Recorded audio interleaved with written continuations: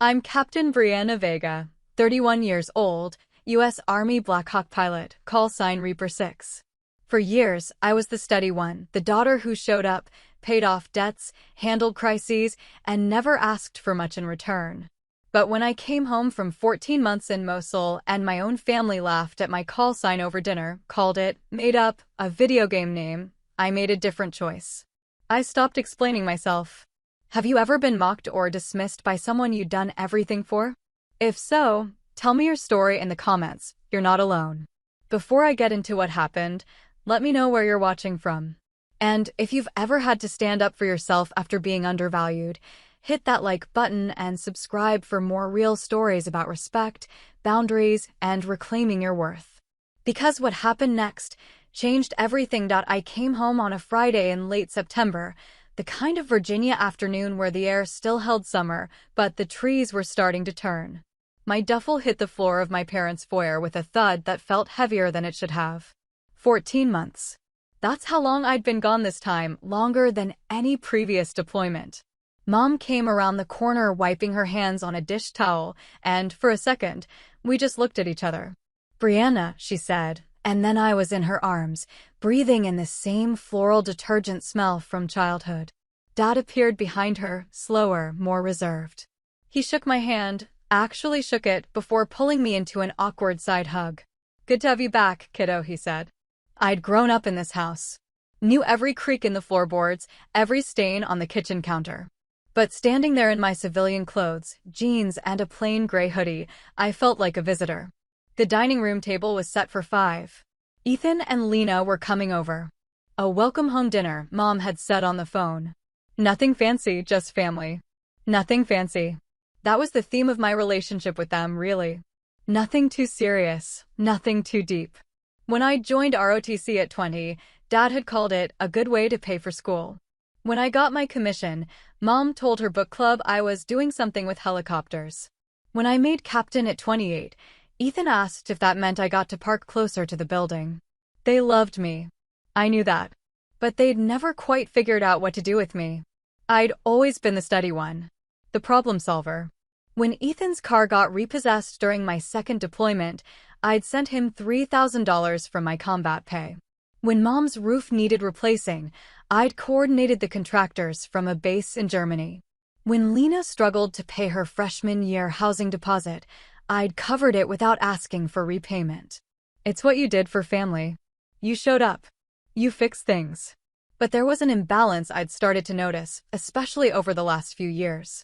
They'd take the help, send a grateful text, then go weeks without checking in. During my last deployment, I'd sent photos, sometimes nothing classified, just landscapes, the occasional shot of our birds on the flight line at sunset. Ethan had responded to one with, "Hope the food's better than your last sandbox vacation." I'd laughed it off at the time. Civilians didn't get it. That was fine. Lena arrived first, bounding through the door with the kind of energy only a 21-year-old college junior could sustain. She hugged me hard, told me I looked tired, asked if I'd gotten taller. I hadn't. She was just remembering me wrong. "How was it?" she asked, and I could see she meant it. "Long," I said. "But good. We did good work." She nodded like she understood, but I could see the distance in her eyes. Good work. What did that mean to someone whose biggest crisis this year was a broken laptop? Ethan showed up 20 minutes later with Megan, his wife of 3 years. Megan had a way of smiling that didn't quite reach her eyes, the kind of expression you'd use when someone showed you a finger painting and you had to be polite. She hugged me, told me I looked so strong, then immediately asked if I'd had time to date overseas. "Not really the priority," I said. Right, she said, laughing. "Guess you were pretty busy." Dinner was pot roast, mashed potatoes, green beans. Comfort food. The kind of meal that was supposed to make you feel like everything was normal. We sat around the table, and Dad said grace, something he only did when I was home, like he thought I needed the ritual. Then we ate, and the conversation started. "So," Ethan said, cutting into his meat. 14 months. That's gotta be some kind of record. "Standard deployment rotation," I said. "Just how it worked out." "Still flying those Blackhawks?" "Yeah. Must be nice," Megan said. "I mean, seeing the world and everything." I nodded. Seeing the world. That was one way to put it. Do you get, like, a special name or something? Lena asked. I saw a movie once where the pilots all had nicknames. Call signs, I said. Yeah, we have those. What's yours? She asked. I hesitated. It wasn't something I advertised. Call signs carried weight in the unit. They were earned, not given. But here, at this table, it felt strange to say it out loud. Reaper 6, I said. The room went quiet for half a beat, and then Ethan laughed. Not a chuckle, a full laugh, head tilted back. Reaper 6, he repeated. Seriously? That's mine, I said evenly. That sounds like something from a video game, Megan said, grinning. Like, did you pick it yourself? Is that how it works? It's assigned, I said. Based on your role in the unit. Sure, Ethan said, still grinning. So you're telling me people actually call you that? Out loud. Every day. He exchanged a look with Megan, and I could see the disbelief there. They thought I was exaggerating. Or worse, making it up. Come on, Bree, he said. You don't really expect us to believe people call you Reaper 6. I set my fork down carefully. It's not about belief. It's just what it is. Mom cleared her throat. Let's not make a big thing out of it, she said, her voice light. It's just dinner. Just dinner. Just a call sign. Just a career. Just 14 months in a combat zone. Just. I picked my fork back up and took another bite. I didn't argue. What was the point? They saw me as the girl who'd left home at 22 and kept showing up every few years in a different uniform. They didn't see the officer. They didn't see the pilot. They didn't see the person who'd made decisions under fire, who'd landed birds in conditions that made seasoned crew chiefs go pale. They saw Brianna, the youngest daughter who'd always been good at fixing things. The conversation moved on. Ethan talked about a new client at work. Lena complained about a professor. Megan asked Mom for the pot roast recipe. I stayed quiet, answering when spoken to, nodding in the right places. At one point, Dad asked if I was planning to stay in. For now, I said. You ever think about what's next? He asked. Long term. I almost laughed. Long term. I'd spent the last year planning missions in 30-minute increments, calculating fuel loads and egress routes and casualty evacuation timelines. Long-term meant making it through the next flight. I'll figure it out, I said. He nodded, satisfied. He didn't push. None of them did. Because pushing meant engaging, and engaging meant trying to understand something they'd decided was beyond them. After dinner, I helped Mom clear the table. She squeezed my shoulder as I carried plates to the sink. It's good to have you home, she said. Thanks, Mom. They're just teasing, you know. Ethan didn't mean anything by it. I nodded. I knew he didn't mean harm. But intention wasn't the same as impact. I left that night around 9, told them I was staying at a hotel near base. Mom protested, said my room was still there, still mine, but I couldn't do it. Couldn't sleep in that twin bed under the same posters from high school, pretending I was still the girl who'd lived there. I drove back to the hotel in silence, windows down, letting the cool air clear my head. And I realized something I'd been avoiding for months. They would never understand. Not because they didn't care, but because they couldn't see past the version of me they'd built in their heads. I was Captain Brianna Vega. Call sign Reaper 6. I'd led crews through situations most people couldn't imagine. But to them, I'd always be the kid who fixed things and flew helicopters as a hobby. And maybe that was fine. Maybe I didn't need them to understand. But it still hurt. The signs had been there for years.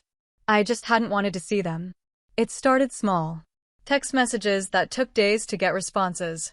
Phone calls that went to voicemail, then never got returned. During my first deployment, they'd been diligent. Weekly emails, care packages every month, Mom crying on video calls. By the second deployment, the emails came every few weeks. By the third, I was lucky to get a call on my birthday. I told myself they were busy. Dad had retired, but he'd taken up consulting work. Mom had her book club and her volunteer shifts at the library. Ethan had his career, his marriage, his own life. Lena had college. They had their worlds, and I had mine. But worlds were supposed to overlap, weren't they? That was what family meant. I remembered sending a photo once from Mosul. Nothing classified, just me standing in front of our hangar at sunset, the Blackhawks lined up behind me like a steel chorus. I'd captioned it something simple, "Another day at the office." Ethan had replied 3 days later, "Hope the food's better than your last sandbox vacation." I'd stared at that message for a long time. Sandbox vacation. Like I was on some kind of adventurous gap year, taking selfies at exotic locations. Not leading extractions under fire. Not making decisions that kept people alive. Megan was the worst about it. She had a way of talking to me like I was a curiosity, something to be observed and commented on from a safe distance. Once, at a family barbecue between deployments, she'd asked about my war stories, like she was requesting a party trick. "Do you ever get scared?" she'd asked, drink in hand, leaning in like we were sharing secrets. "Sometimes," I'd said. "But, like, really scared? Like thinking you might die?" "Yeah," I'd said. "Sometimes." She'd nodded, fascinated, then turned to someone else and changed the subject. It wasn't that she didn't care. It was that she didn't know how to care. I was a novelty. A conversation starter. The sister-in-law who did something interesting. I'd brushed it off at the time. You had to in this job. Civilians didn't understand, and that was fine. You couldn't expect them to. The gap between their lives and yours was too wide, the experiences too different. You learned to translate yourself into terms they could grasp, to sand down the sharp edges of what you did so it didn't make them uncomfortable. But the gap kept widening. Mom had started doing this thing where she'd change the subject whenever deployments came up. We'd be on the phone, and I'd mention an upcoming rotation, and she'd interrupt with something about Lena's classes or Dad's golf game. "Let's not talk about danger over dinner," she'd said once, cutting me off mid-sentence. I'd stopped talking. It wasn't malicious. I knew that. She was scared in her way. Scared of losing me, scared of imagining what I did, scared of the reality that her daughter flew into places most people only saw on the news. So she chose not to imagine it at all. Easier that way. But it meant she didn't see me. Didn't see the work, the responsibility, the weight of command. She saw the uniform, sure. She'd introduce me to her friends as my daughter, the pilot. But it was always said with a hint of confusion, like she was still waiting for me to come to my senses and pick a real career. Dad was more direct about it. He'd ask questions sometimes, practical ones, about pay scales and benefits and retirement plans. He'd been an accountant for 35 years. Everything was numbers to him. Once, when I'd mentioned being promoted to captain, he'd asked what that meant in terms of salary increase. "It's not really about the pay," I'd said. He'd frowned, genuinely puzzled. "Then what's it about?" I hadn't known how to answer that. How do you explain command to someone who's never held it? How do you describe the weight of being responsible for lives, for missions, for decisions that don't have clean answers? You don't. You just nod and change the subject. Ethan was different. He wasn't confused or scared, he was dismissive. It wasn't active hostility, just a kind of benign disinterest mixed with mild condescension. He'd always been the golden child, the one who'd done everything right. Good college, good job, good marriage. His life made sense to our parents. Mine didn't. He'd ask about the military the way you'd ask someone about a hobby. Still doing the army thing? Like it was a phase. Like I'd wake up one day and realize I should have gone to business school instead. During my last visit home before this deployment, he'd made a comment that stuck with me. We'd been sitting in the backyard, just the two of us, and he'd asked if I ever thought about settling down. "I am settled," I'd said. "No, I mean really settled. Normal job, normal life. Maybe find someone, start a family." "I have a job," I'd said. "And a life." "You know what I mean," he'd said, not unkindly. "Something stable." I'd wanted to laugh. Stable. I'd flown 67 missions in the last year. I'd landed in hot zones, under fire, with wounded crew members and failing instruments. I'd made split-second decisions that determined whether people lived or died. And he thought I needed stability. But I just nodded. Said something non-committal. "Let it go." Because that was what you did. You let it go. The distance grew. Not all at once, but gradually, like erosion.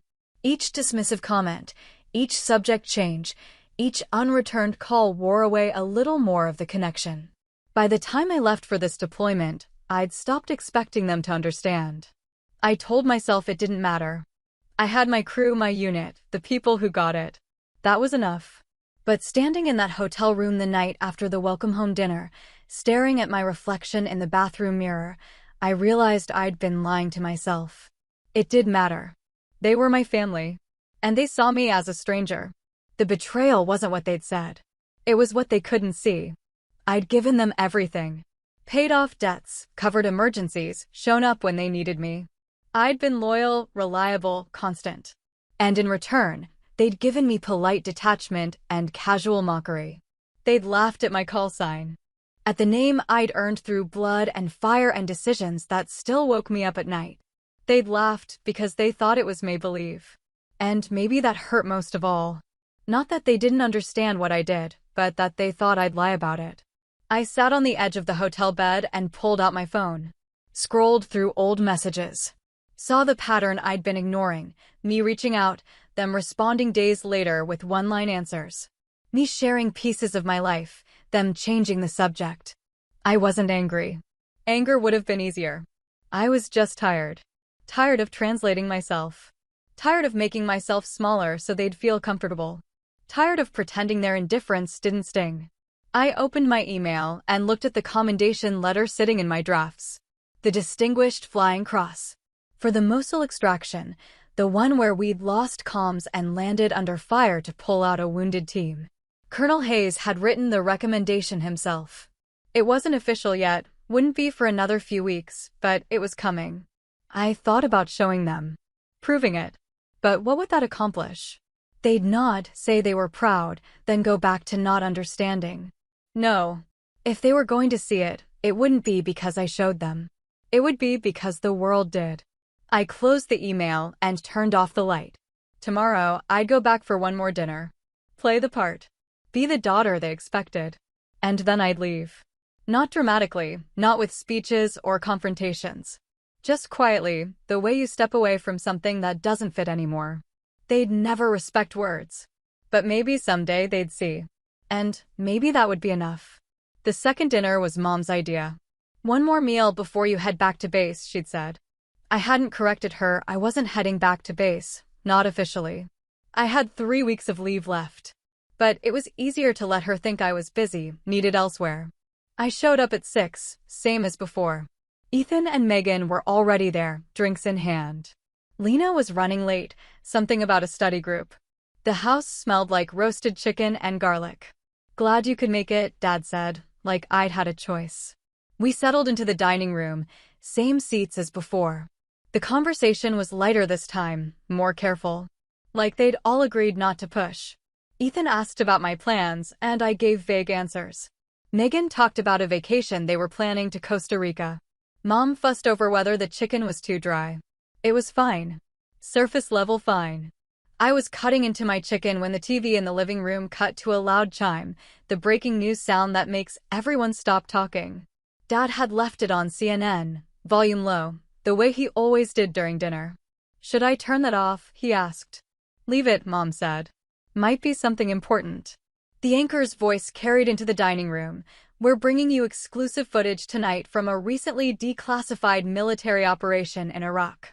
This video, obtained through a Freedom of Information Act request, shows a dramatic rescue mission near Mosul last year. The room went still. Not because anyone thought it was about me, but because war footage always got people's attention. Ethan stood up, walked to the living room doorway. Come look at this. We followed.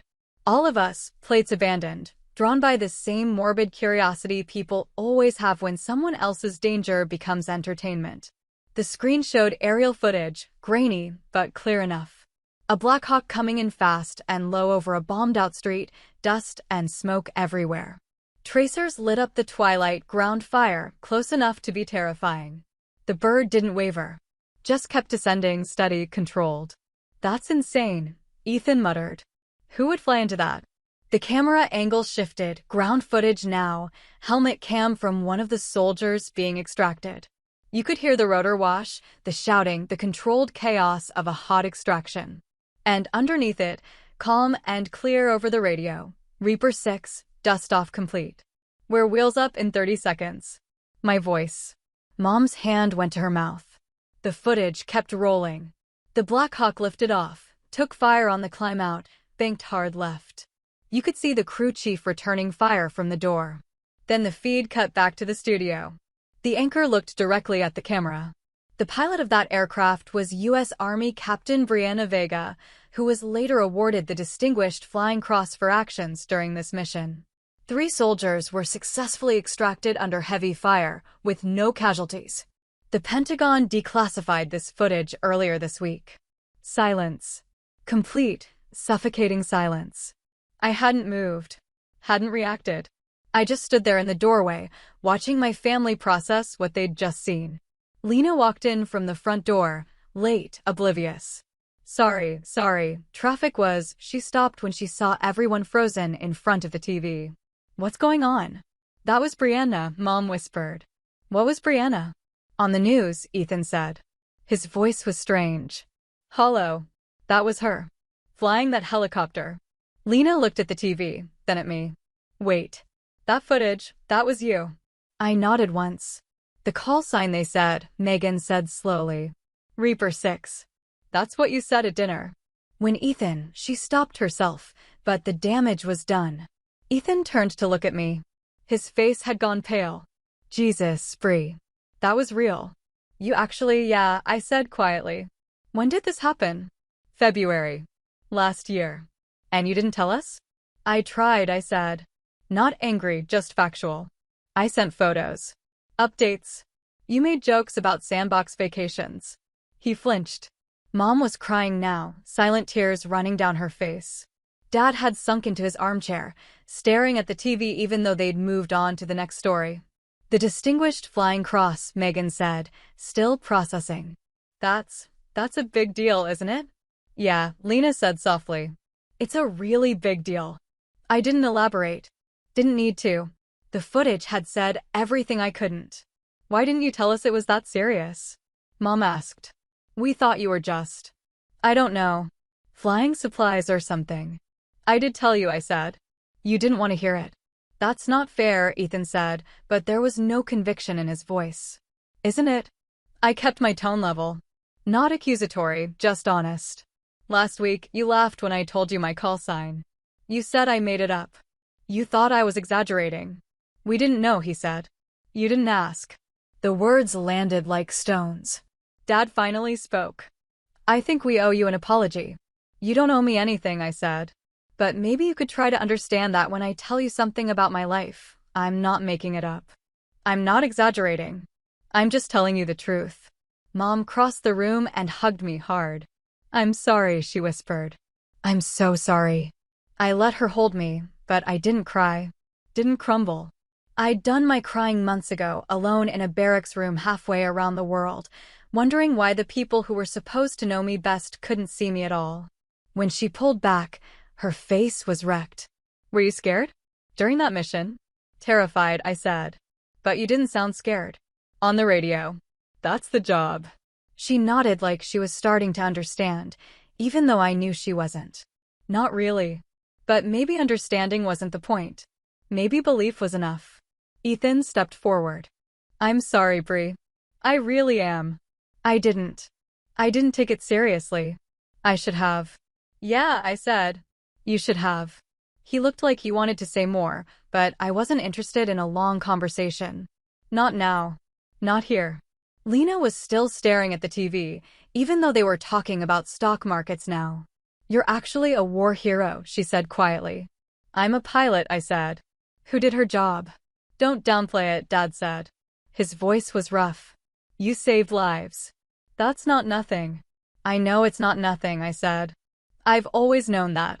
The unspoken words hung there. You're the ones who thought it was nothing. We stood there in the living room, the dinner growing cold in the next room. Everything fundamentally changed. They looked at me differently now. I could see it in their faces, guilt, confusion. Like I'd transformed into someone else right in front of them. But I hadn't transformed. I'd always been this person. They just hadn't been paying attention. I should go, I said. Please stay, Mom said. We can talk. Really talk. Not tonight, I said. I need some space. I grabbed my jacket from the hook by the door. No one tried to stop me. As I reached for the doorknob, Ethan called out, "Bree?" I turned. "I'm proud of you," he said. I should have said that a long time ago. I nodded. Didn't trust myself to speak. And then I left. The night air was cold against my face as I walked to my car. Behind me, through the window, I could see them still standing in the living room, talking animatedly, probably replaying the footage in their minds. They'd seen it now. The truth. Not because I'd convinced them, but because the world had shown them. I sat in my car for a long time before starting the engine. Felt the weight of the moment settling over me like a blanket. This was supposed to be the victory, wasn't it? The vindication? So why did I still feel empty? I drove back to the hotel, the streets quiet, the world oblivious. Somewhere in the distance, I could hear sirens. Life continuing, indifferent to small family dramas and old wounds finally exposed. They believed me now. But I'd already stopped needing them to. The hotel room felt smaller that night. I sat on the edge of the bed, still in my jacket, staring at nothing. My phone buzzed, Mom, then Ethan, then Lena. All within 10 minutes. I turned it face down on the nightstand. I kept replaying the moment. Not the news footage, I'd seen that before, had been briefed when they'd told us it was being declassified. No, I kept replaying the look on their faces. The shock. The disbelief giving way to something like horror, like they'd just realized they'd been living next to a stranger. Maybe they had been. I pulled off my jacket and boots, then lay back on the bed fully clothed. The ceiling had a water stain in the corner, shaped like a bird. I stared at it and let my mind drift back, not to the living room, but to Mosul. February 14th, specifically. Valentine's Day, though no one had mentioned it. We'd gotten the call at 2100 hours. Team trapped, heavy contact, one urgent surgical. The kind of call that makes your blood go cold even when you're trained for it. I'd been in the TOC when it came through, reviewing flight logs. Colonel Hayes had looked at me, and I'd nodded before he'd even asked. Reaper 6, you're up. I'd grabbed my crew, Dalton Reyes on guns, CW2 Marcus Chin as co-pilot, and Specialist Ana Ruiz on comms. We'd been in the air in 12 minutes. Fast, but not fast enough. Never fast enough when someone's bleeding out. The approach had been textbook nightmare fuel. Zero visibility from smoke, buildings on 3 sides, hostile fire from at least 2 positions. Chen had called out the tracers, voice steady. We've got fire, 10 and 2 o'clock. I see it, I'd said. Stay on approach. You don't think in moments like that. You can't. Thinking means hesitation, and hesitation means people die. You fly on instinct and training and a kind of cold clarity that feels almost like calm. We touched down in a street barely wide enough for the rotor span. The team had come running, 4 of them, carrying a 5th. The urgent surgical, chest wound, barely conscious. Ruiz had helped load while Reyes laid down suppressing fire. 30 seconds, Hayes had said on the news. It had felt longer. The climb out had been worse than the approach. We'd taken fire from a rooftop, rounds punching through the tail section. One had gone through Reyes' shoulder, and he'd kept shooting. Hadn't even told me he was hit until we were clear. Reaper 6, you're trailing smoke, another bird had called. Copy that. We're still flying. We'd made it back. All of us. The surgical had lived. I'd gotten an email from him 3 months later, thanking me, telling me about his kids. His name was Connor Walsh, and his daughters were 7 and 5, and he'd made it home to see them because we'd flown into hell and pulled him out. That was what the call sign meant. That was what the job was. And my family had thought I'd made it up. I rolled onto my side, pulled a pillow against my chest. I wasn't angry anymore, not really. Anger required energy I didn't have. What I felt was something closer to resignation. A quiet acceptance that there were parts of my life they would never touch, experiences they would never understand. Maybe that was okay. Maybe it had to be. My phone buzzed again. I ignored it. Instead, I thought about what came next. I had 3 weeks of leave, but I didn't want to spend them here. Didn't want to navigate the awkward aftermath, the overcompensating attempts at connection, the guilt they'd try to process by suddenly treating me like I was fragile. I wasn't fragile. I was tired. I'd go back to Fort Rucker early. Put in for the instructor post I'd been considering. Training new pilots, passing on what I'd learned. It was a good next step. Stable, relatively safe, still meaningful. And it would give me distance. From the combat rotations, from the constant deployments, from the weight. Your mother and I are proud of you. We should have said it more. We should have said it first. I read them twice, then set the phone down again. I'd respond tomorrow. Tonight, I just needed quiet. I thought about Connor Walsh's daughters. 7 and 5. Old enough to understand their dad had been hurt, young enough to believe he was invincible now that he was home. They'd never know my name. Never know what that night had been like, how close it had come to ending differently. That was fine. That was the job. You didn't do it for recognition. But you did it hoping the people who mattered would see you. Really see you. And for the first time in years, mine finally had. Just not the way I'd wanted. I closed the laptop and turned off the light. Tomorrow, I'd deal with the calls and the conversations and the careful rebuilding. Tonight, I'd just sleep. Or try to. Outside, a car alarm went off, then stopped.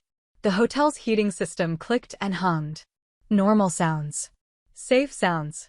The kind you only noticed when you'd spent enough time in places where silence meant danger. I pulled the blanket up and closed my eyes. And for the first time since I'd come home, I let myself feel it, not the hurt or the vindication, but the exhaustion. The bone-deep weariness of carrying weight no one else could see. They saw it now. The footage had made sure of that. But I'd been carrying it all along. Whether they understood that or not, I still wasn't sure. I went back to my parents' house 3 days later.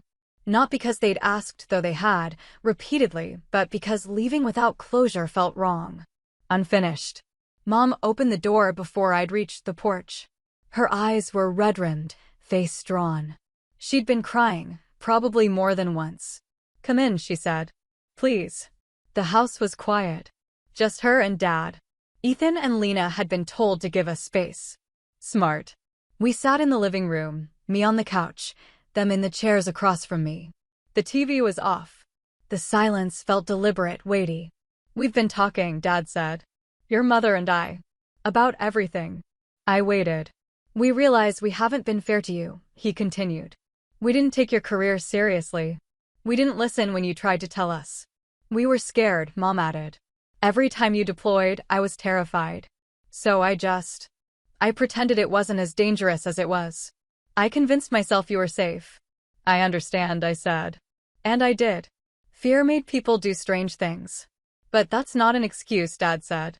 "You deserved better from us. You deserved respect." I nodded slowly. "Yeah, I did." Mom flinched at that, but I didn't soften it. It was true. "We want to do better," she said. "We want to understand. To really understand. That's going to take time," I said. "And effort. You can't just watch one news segment and suddenly get what the last 10 years of my life have been." "We know," Dad said. "But we want to try." I looked at them, really looked at them. Saw the age in their faces, the guilt, the genuine desire to bridge a gap they'd only just realized existed. They were trying. That counted for something. "Okay," I said. "We can try." Mom exhaled like she'd been holding her breath. "Thank you. But I need you to understand something," I said. "I'm not going to explain myself anymore. I'm not going to justify my choices or prove that what I do matters. Either you believe me or you don't." "We believe you," Dad said firmly. "We do." "Then act like it," I said. "When I tell you about my job, listen. When I'm deployed, check in.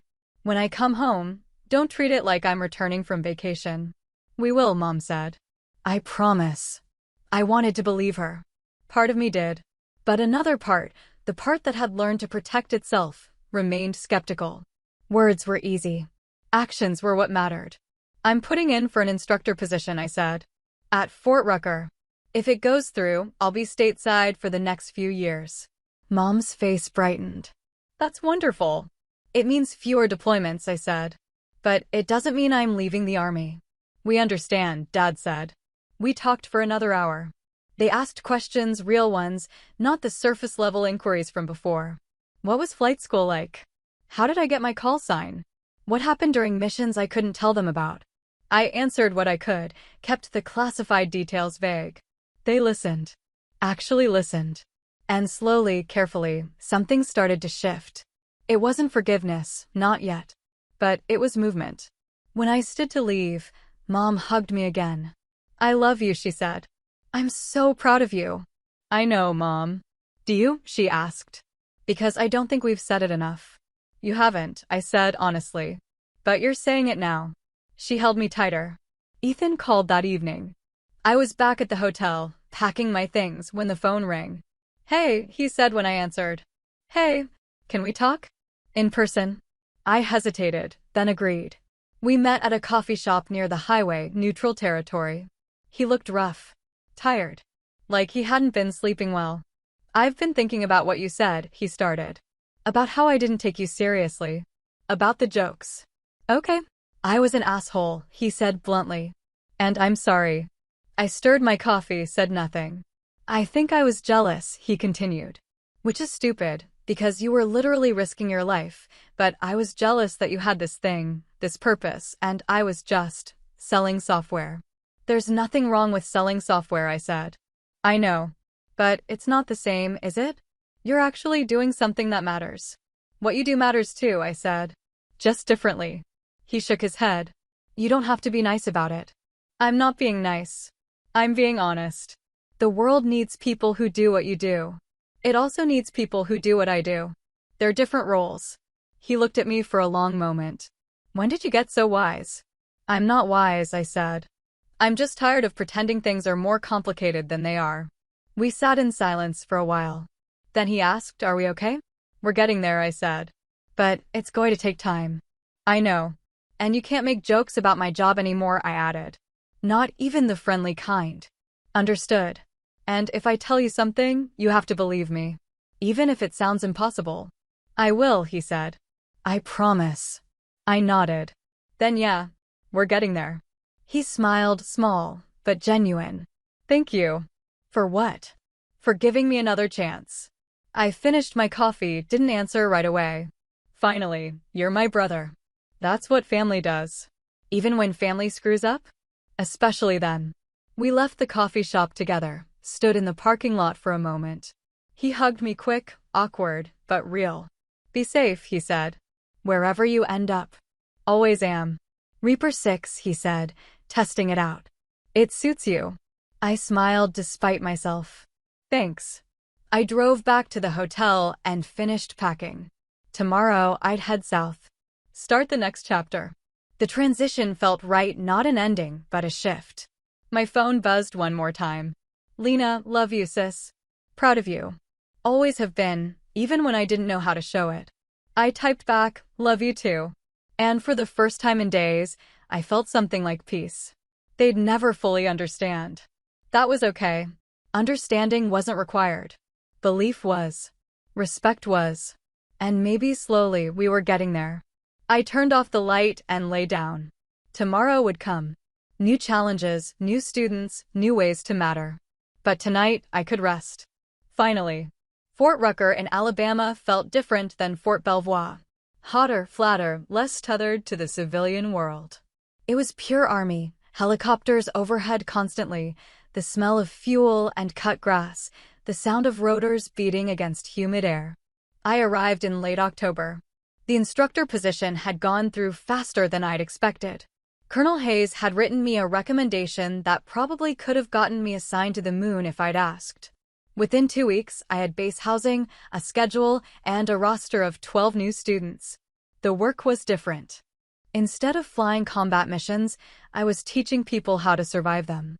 Instead of making split-second decisions under fire, I was explaining the theory behind those decisions in climate-controlled classrooms and controlled flight exercises. It should have felt like a step down. It didn't. There was something profound about passing on knowledge you'd earned through experience. These weren't kids playing soldier, they were commissioned officers, some of them older than me, who'd chosen aviation and needed to learn how to stay alive long enough to matter. My first class was on emergency procedures. I stood at the front of the room, 12 faces looking back at me, and started with a question. How many of you have been in a bird that took fire? 3 hands went up. Combat veterans, prior enlisted, a few rotations under their belts. How many of you froze the first time it happened? 2 of the 3 hands stayed up. Honest. Good. That's normal, I said. Your brain isn't wired to stay calm when metal is punching through your aircraft at 1,500 feet per second. But you're going to learn how to override that instinct. Because your crew is depending on you to fly, not to freeze. I taught them the technical stuff, control recovery, engine failure protocols, auto-rotation procedures. But I also taught them the other stuff. The mental game. How to compartmentalize fear. How to keep your voice steady on the radio even when your hands are shaking. How to make decisions when every option is bad and you have to choose the least bad one. They listened. Really listened. Because they knew I wasn't teaching from a manual, I was teaching from a scar. Word spread fast on base. New instructor, call sign Reaper 6, DFC recipient from the Mosul extraction. People treated me differently, not quite deference, but a certain respect that came with proven competence. It was strange, being known for something specific rather than just being another captain in a sea of officers. I didn't lean into it. Didn't tell war stories in the O Club or wear my awards on my flight suit unless required. But I didn't hide it either. It was part of who I was now. 3 weeks in, one of my students, Lieutenant Sarah Chin, no relation to my old co-pilot, stayed after class. Ma'am, can I ask you something? Go ahead. How do you deal with it? She asked. After. When you're home, and you remember what happened. I studied her. She had that look, the one that meant she'd already seen something, already had memories she couldn't shake. You talked to someone qualified, I said. A chaplain, a therapist, someone trained in this. And you remember that what you're feeling is normal. Did you? She asked. Talk to someone? Yeah, I said. Took me a while to start, but yeah. She nodded, relieved. Thank you, ma'am. Chin. Yes, ma'am. You're going to be a good pilot, I said. Don't let the weight of it make you think otherwise. She smiled, small but genuine. Yes, ma'am. The months passed. Fall turned to winter, though in Alabama that barely meant anything. I fell into a rhythm, teaching, flying orientation flights with students, reviewing their progress, writing evaluations. It was structured, predictable, safe. I talked to my family more. Scheduled calls every Sunday, not waiting for them to reach out first. Mom asked better questions now. Dad actually listened to the answers. Ethan sent me articles about military aviation, trying to understand. Lena started a project about women in the military for one of her classes, interviewed me over video call. It wasn't perfect.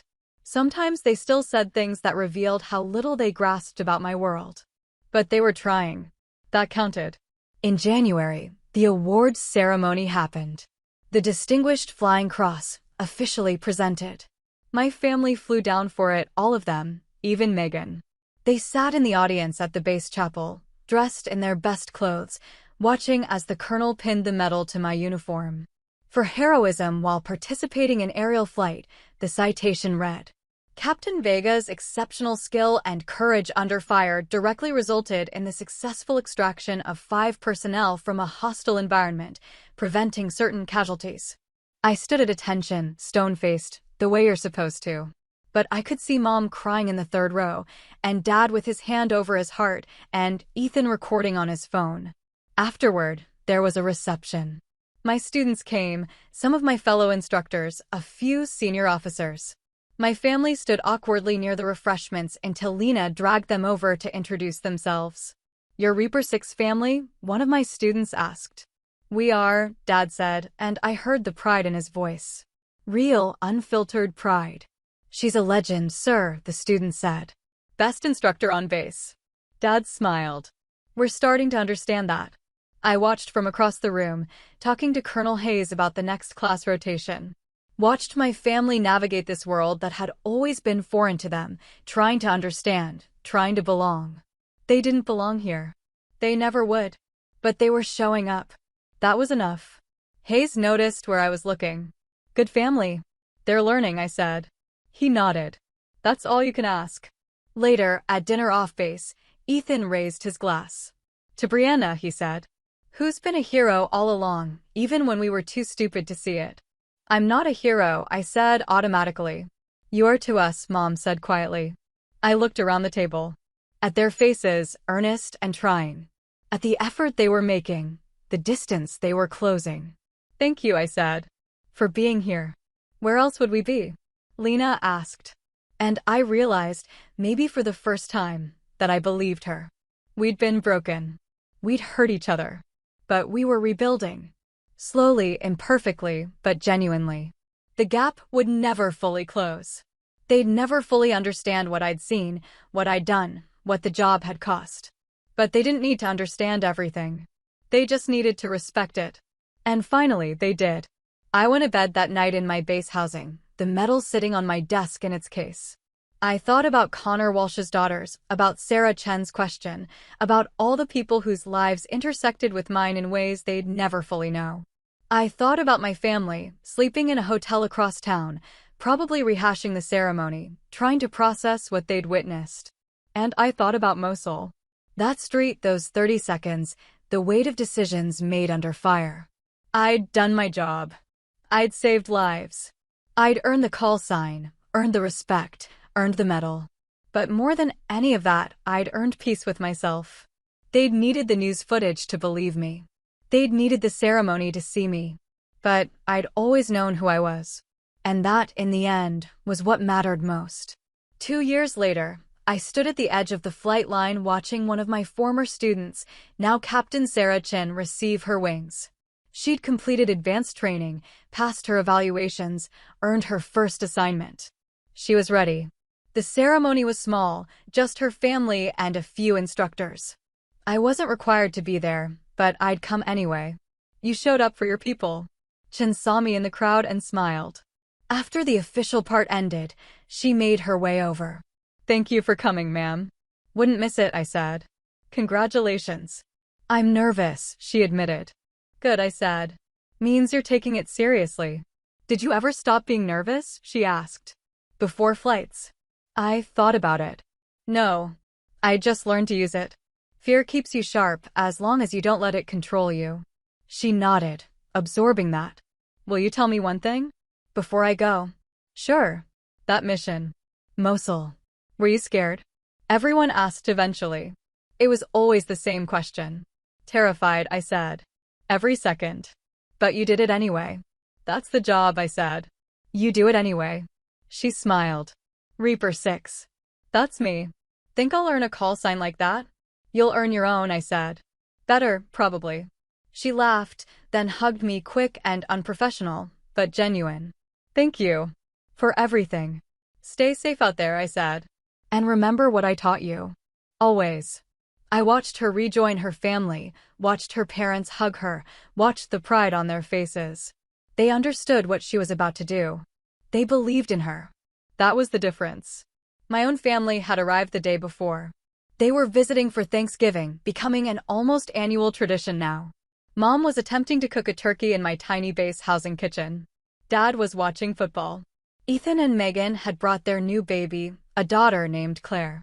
Lena was on break from grad school. We'd settled into something resembling normal. They asked about my work, and I told them. They shared their lives, and I listened. The conversations were real now, not performance, not pretense. At dinner that night, cramped around my small dining table, Mom asked about the ceremony. How'd your student do? Good, I said. She's ready. Must be rewarding, Dad said. Teaching. It is, I said. Different than flying, but important. Do you miss it? Lena asked. Combat flying? I considered the question. Sometimes. But this matters too. Maybe more, in the long run. Ethan bounced Claire on his knee. You think you'll ever go back? To deployments? Maybe, I said. If they need me. But I'm good where I am for now. We're glad, Mom said. That you're stateside. That you're safe. I'm always safe, Mom, I said gently. Safer, she amended. I smiled. Okay. Safer. After dinner, I stepped outside for air. The November night was cool, clear. I could hear helicopters in the distance, night training ops. The sound was familiar, comforting. Lena joined me on the porch. You okay? Yeah, I said. Just thinking. About what? About how things change, I said. How people change. She nodded. We really were awful to you. Before. You were clueless, I said. Not the same as awful. Still, she said. I'm sorry it took so long. Me too. We stood in comfortable silence for a while. Then she asked, "Are you happy?" Really happy. I thought about it. About my students, my work, my family slowly learning to understand. About the scars I carried and the peace I'd made with them. Yeah, I said. I think I am. Good, she said. You deserve to be. Inside, I could hear Ethan laughing at something Dad said, could hear Mom scolding them both for being too loud near the baby. Normal sounds. Family sounds. They'd laughed at my call sign at dinner 2 years ago. Had mocked me, dismissed me, failed to see me. But Mom had turned on the news, and everything had changed.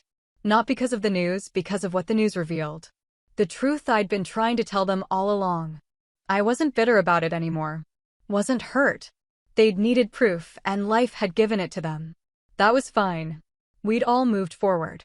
Colonel Hayes appeared in my memory, something he'd said during our last one-on-one. You can't control how people see you, Captain. You can only control how you see yourself. I'd earned my place. Earned my call sign. Earned my peace. And my family had finally earned their way back into understanding. 2 years ago, I'd felt empty after the vindication. Like proving them wrong hadn't filled the hole their doubt had created. But I understood now, it wasn't about proving them wrong. It was about proving myself right. About trusting my own assessment of who I was and what I'd done, regardless of whether anyone else believed it. The news footage had changed their minds. But I'd already known the truth. And that certainty, that quiet confidence, was what I'd been searching for all along. Lena headed back inside, and I lingered a moment longer. Watched the stars, listened to the distant rotors, felt the weight of everything I'd carried and everything I'd learned. They say you can't change how people see you. Maybe that's true. But sometimes, life changes it for you, one landing at a time. And sometimes, you realize it doesn't matter what they see. What matters is what you know. I turned and walked back inside, back to my family, back to the warmth and noise and imperfect love that had finally learned to recognize me. Back to the life I'd built. One flight at a time. 3 years is a long time in the military. Long enough for orders to change, for priorities to shift, for everything you thought was settled to append itself. I learned that the hard way in April, when Colonel Hayes called me into his office with that particular expression that meant my comfortable instructor life was about to get complicated. "Captain Vega," he said, gesturing to a chair. "Close the door." I did. Sat down. Waited. "You've done exceptional work here," he started. "Your students consistently rank among the highest performers in their operational assignments. You've built a program that's become a model for other installations." "Thank you, sir." "Which is why I hate to do this," he said. "But we need you elsewhere." My stomach dropped. "Sir?" "Joint Task Force. Multinational training operation in Poland. They need an experienced combat pilot who can also teach. Someone who's seen real action and can prepare allied forces for realistic scenarios." He slid a folder across the desk. "It's a year-long assignment. You'd be training Polish and Romanian aviators primarily, with some NATO integration exercises." I opened the folder. Read the first page.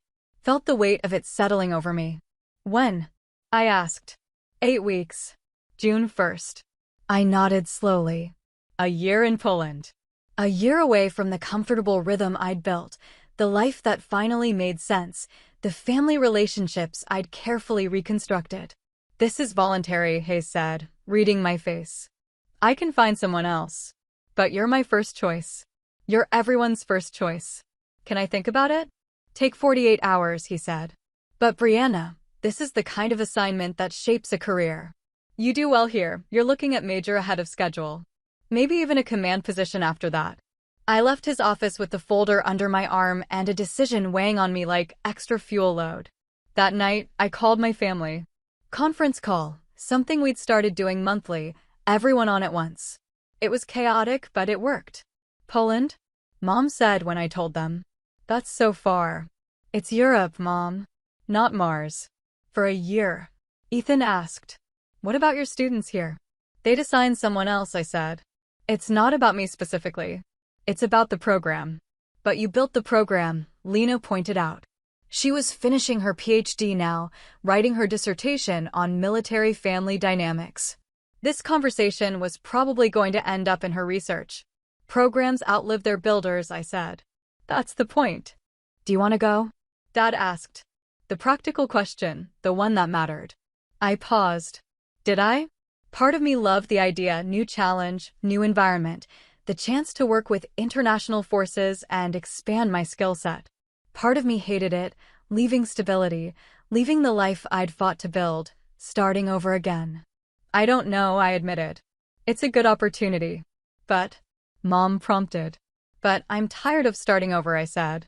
I've been doing that my whole career. New base, new assignment, new everything. I finally have something stable. Stable isn't always growth, Ethan said. You taught me that. I did. Yeah. When I was thinking about leaving my company last year, you told me comfort is the enemy of progress. I laughed to spite myself. I forgot I said that. Well, you did. And you were right. We talked for another hour. They asked good questions about the assignment, about what I wanted long-term, about whether this was fear or wisdom talking. In the end, they didn't tell me what to do. Just listened. Whatever you decide, Mom said before we hung up, we support you. We're proud of you. That doesn't change. I know, Mom. Do you? She asked, echoing her question from years ago. Because I want to make sure you really know. I do, I said. And I meant it. I spent the next day talking to people whose opinions mattered. Former students who'd deployed, who understood what it meant to choose between comfortable and challenging. Fellow instructors who'd faced similar decisions. A chaplain who helped me sort through the tangle of obligation and desire and fear.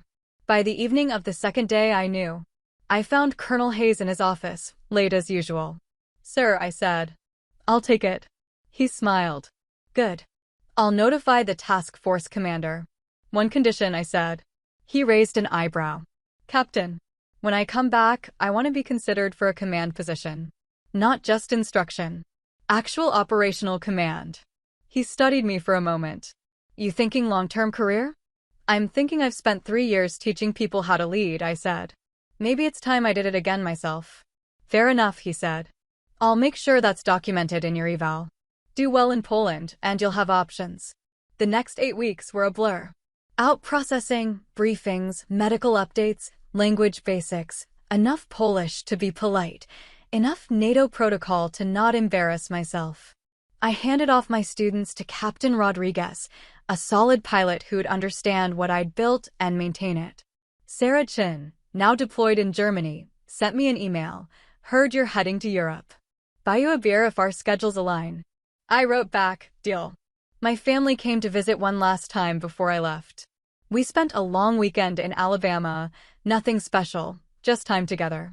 Claire was 3 now, talking constantly, asking questions about everything. She wanted to know if helicopters were loud, if Poland had playgrounds, if I'd bring her back a toy. Maybe, I said, bouncing her on my knee.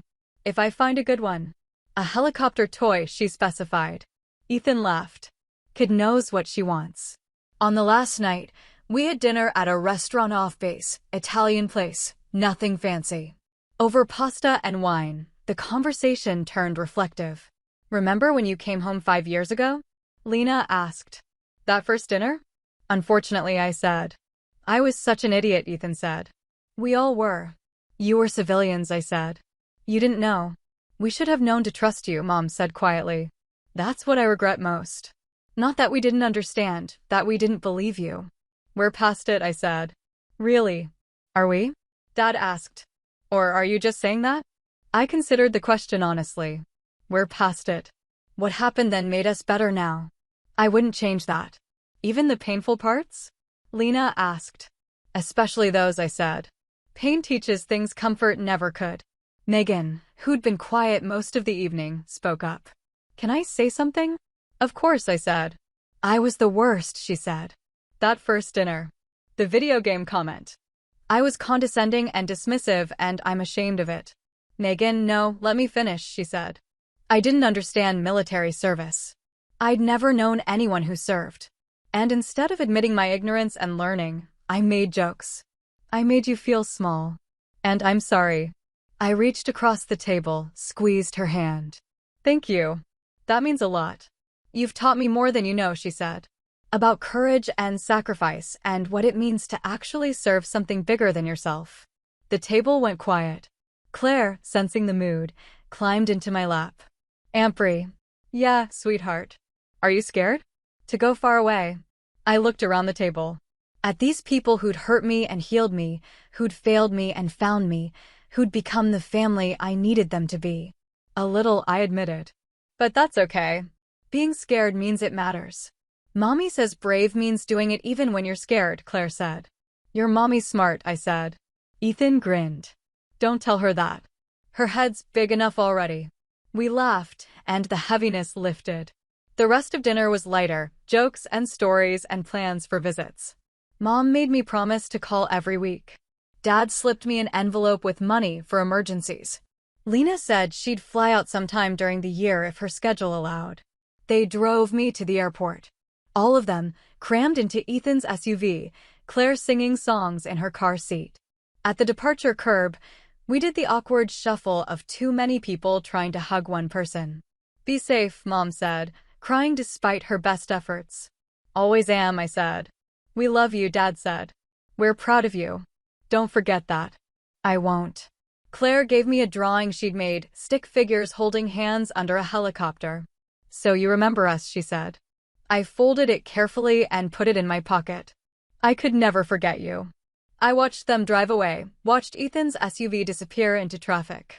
Felt the familiar mix of anticipation and melancholy that came with every departure.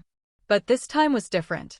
This time, I wasn't leaving behind people who didn't understand me. I was leaving behind people who'd learned to. Who'd put in the work, made the effort, closed the gap as much as any gap could be closed. The flight to Poland was long, Atlanta to Frankfurt to Warsaw, then a military transport to the base. I spent most of it reading briefing materials and trying to sleep. When I finally arrived, jet-lagged and disoriented, a Polish Air Force major was waiting. Captain Vega, he asked in accented but clear English. That's me. Major Piotr Kowalski. I'll be your liaison. Welcome to Poland. He drove me to the base, pointed out key buildings, gave me the rundown. The Joint Task Force was smaller than I'd expected, about 40 personnel, mix of American, Polish, Romanian, and British. Tight-knit group, he said. Everyone pulled their weight. We've heard of you, he said as we walked. Reaper 6, yes? The Mosul extraction. That was a long time ago, I said. Not so long, he said. And here, reputation matters.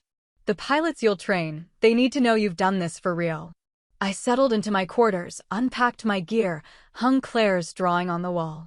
Looked around the small room and thought about all the rooms I'd lived in over the years.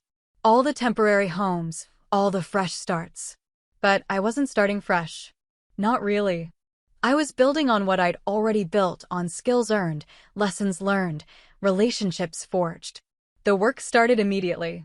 My students were experienced pilots, most with more flight hours than me. But they hadn't flown combat, hadn't made decisions under fire. That's what I was there to teach. You already know how to fly, I told them on the first day. I'm here to teach you how to survive. They listened, asked good questions, challenged assumptions. It was different than teaching American pilots, different culture, different military structure, different tactical approaches. But the fundamentals were the same. Fear and courage, decision and consequence. Leading when everything's on the line. 3 months in, we ran a major NATO exercise, simulated combat rescue in hostile territory. My students flew the missions, and I observed from the ground with other instructors. One of the Romanian pilots, Captain Andrei Popescu, had a moment where everything went wrong at once. Simulated engine failure during approach, ground fire from opposing forces, communications disruption. All the worst things at the worst time. He could have aborted. Could have called the mission, pulled out, tried again. Instead, he pushed through. Landed the bird, got his team out, climbed away clean. After the debrief, he found me. I froze, he admitted. For maybe 2 seconds. I froze. But then you didn't, I said. I heard your voice, he said. From training. Fear keeps you sharp if you don't let it control you. So I used it. I smiled. That's all anyone can ask. Were you really that scared? In Mosul. Terrified, I said. Same answer I always gave. But you did it anyway. That's the job. He nodded, satisfied. But I'm where I need to be right now. We know, Dad said. We're proud of you. I smiled. I know, Dad. I really do. After we hung up, I sat in my quiet room and thought about the trajectory of the last 8 years. From that first painful homecoming to this moment, alone in Poland, but not lonely, far from family, but connected to them in ways that transcended distance. They'd laughed at my call sign, had doubted my truth, had needed proof before they could believe. But they'd learned, had grown, had become the family I needed them to be. And I'd learned too. Had stopped needing their validation to know my worth. Had found peace in my own assessment of who I was and what I'd done. The gap would never fully close. Some distances were unbridgeable, not because of lack of love, but because of fundamentally different lived experiences. But love didn't require perfect understanding. Just respect. Just effort. Just showing up, again and again, trying to close the gap even when you knew you'd never fully succeed. That was enough. I pulled out my phone and looked at Claire's drawing. Stick figures under a helicopter, holding hands. Simple. True. Perfect. I pinned it back on the wall and got ready for bed. Tomorrow, more training. More students learning to survive. More opportunities to turn pain into purpose, experience into legacy. The work continued. The mission evolved. But the core remained the same. I was Captain Brianna Vega. Call sign Reaper 6. And I knew exactly who I was. Finally, completely, without doubt. And that made all the difference. Here's where I'll leave it for now. If you've ever had your work laughed off until the truth hit the screen, I want to hear from you. Have you been underestimated by family or friends? What finally made them take you seriously? When respect shows up late, do you forgive or set firmer boundaries? If you were at that dinner table, what would you have said to them? Want to follow up on the Mosul mission, the rank path, or how I set boundaries afterward? Drop your story in the comments, hit like, and subscribe for more true, no drama narratives about earning respect and keeping it.